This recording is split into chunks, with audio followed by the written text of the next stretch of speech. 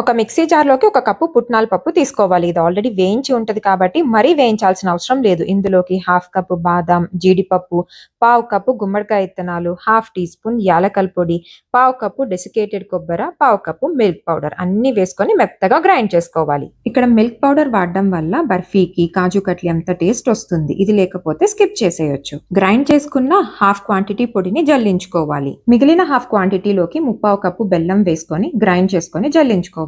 ఇలా చేసుకోవడం వల్ల పొడి బెల్లం ఈవెన్ గా కలిసిపోతుంది. అలాగే పెద్ద పెద్ద పలుకులు ఏదన్నా కూడా ఇలా జల్లించినప్పుడు సపరేట్ అయిపోతాయి. అంతేకాకుండా బర్ఫీ కూడా స్మూత్ టెక్స్చర్ వస్తుంది. ఇలా ఎక్కువగా బరకగా అనిపిస్తే మళ్ళీ ఇంకొకసారి గ్రైండ్ చేసి జల్లించుకుంటే సరిపోతుంది.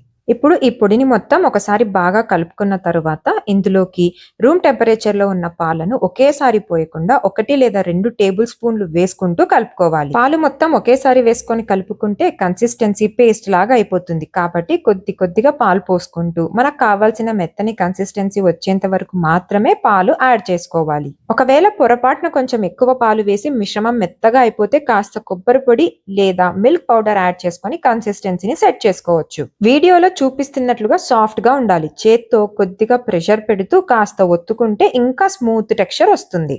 బేకింగ్ ట్రేలో ఒక బటర్ పేపర్ పెట్టుకొని కాస్త నెయ్యి రాసుకోవాలి. లేదంటే ఇలాంటి ఇంట్లో ఉన్న బాక్స్ ఏదైనా కూడా నెయ్యి రాసుకొని కూడా యూస్ చేసుకోవచ్చు. అడుగున కట్ చేసుకున్న బాదాం అలాగే గుమ్మడికాయ విత్తనాలు వేసుకోవాలి. గుమ్మడికాయ విత్తనాలు వేసుకోవడం వల్ల గ్రీన్ కలర్ లో పిస్తా మాదిరి అనిపిస్తుంది. ఆ తర్వాత మనం ఇంతకు ముందు రెడీ చేసుకున్న పిండి మిశ్రమాన్ని ఇందులో పెట్టుకొని చేత్తో లేదంటే ఇలాంటి ఒక ప్రెస్సర్ హెల్ప్ తో ఈవెన్ గా ప్రెస్ చేసుకోవాలి. నేను ఇంతకు ముందు పోస్ట్ చేసిన డ్రై ఫ్రూట్ చిక్కీ, పాకం అవసరం లేని పల్లి బర్ఫీ వీడియోస్ లో చాలా మంది ఈ ప్రోడక్ట్ లింక్ అడిగారండి. అందుకని ఈ వీడియోలో ప్రోడక్ట్ ను ట్యాగ్ చేస్తున్నాను. ఎవరికైనా కావాలనుకుంటే లింక్ ని చెక్ చేసుకోవచ్చు.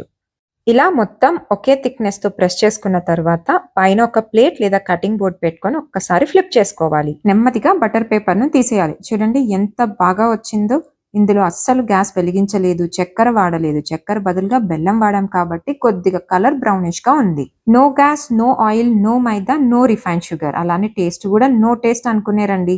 ప్రోటీన్ తో నిండుగా ఈ టేస్టీ బర్ఫీ రెడీ అయిపోయింది. మీరు కూడా తప్పకుండా ట్రై చేసి మీకు ఎలా వచ్చిందో కామెంట్ లో చెప్పండి. అలాగే మన ఛానల్ ని కొత్తగా చూస్తున్న వాళ్ళు ఇంకా ఇలాంటి ఈజీ రెసిపీస్ కోసం ఛానల్ ని సబ్స్క్రైబ్ చేసుకోవడం మాత్రం మర్చిపోద్దు.